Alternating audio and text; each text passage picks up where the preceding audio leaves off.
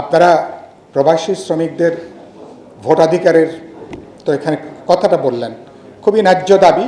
তাদের এনআইডির যে সমস্যা, পাসপোর্টের যে সমস্যা, এবং পাসপোর্ট তো অধিকাংশ তরুণ যুবকদের, তাদের তো পাসপোর্ট পাওয়াটা এখন খুবই কঠিন। কারণ এমন কোনো গ্রাম নাই, এমন কোনো মহল্লা নাই যেখানে 10, 20টা 30টা মামলায় শত শত হাজার হাজার মিথ্যা সাজানো মামলা, যাদেরকে অপরাধী হিসাবে যাদের নামে মামলা নাই। পুলিশ যখন তদন্তে যাবে তখন দেখবে তার নামে মামলা আছে।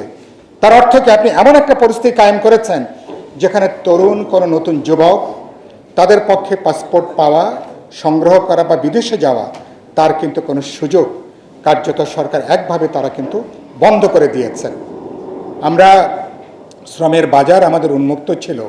বাংলাদেশের এই ধরনের পরিস্থিতিতে আমি দেখেছি নেপাল সহ, শ্রীলঙ্কা সহ, আমাদের এমনকি আমাদের এই অঞ্চলে বাংলাদেশের শ্রমিকদের শ্রমের বাজারটা অন্যান্য দেশ তারা অনেকখানি তারা কিন্তু দখলে তারা নিয়ে নিচ্ছেন।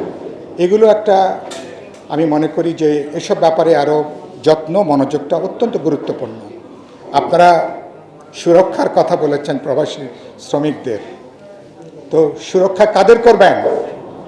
আমার বাংলাদেশের প্রবাসী শ্রমিকদের সুরক্ষা খুবই গুরুত্বপূর্ণ, কিন্তু যারা মেইনল্যান্ডে আছেন, যারা বাংলাদেশে আছেন, তাদের কোনো নাগরিকের, তাদের কি সুরক্ষা আছে?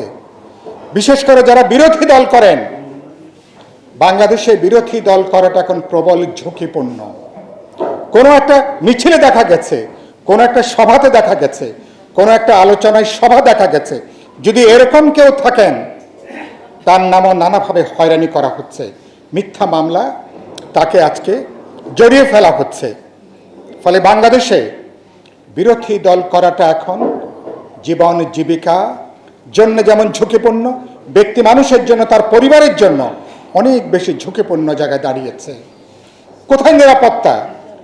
আমরা আজকে দুপুরবেলা দেখলাম পঞ্চগড়ের তেঁতুলিয়া সীমান্তে, সেখানে 2 জন আমার বাংলাদেশি নাগরিককে বিএসএফ গতকালকে তারা হত্যা করেছে। ইতিমধ্যে পতাকা বৈঠক হয়েছে। বিএসএফ গতানুগতিকভাবে তারা কি একটা ব্যাখ্যা দিয়েছেন, লাশগুলো এখনো পর্যন্ত পাওয়া যায়নি। ধারাবাহিকভাবে চলছে।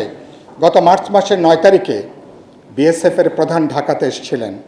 তিনি আবারও আগের গত কবছরের মতন আবারও তিনি বক্তব্য দিয়েছেন যে সীমান্তে কোনো লেথাল উইপেন ব্যবহার করা হবে না, প্রাণঘাতী কোনো অস্ত্র ব্যবহার করা হবে না, এবং সেখানে শূন্যের কোঠায় আর সেখানে প্রাণহানির সংখ্যা নামিয়ে আনা হবে।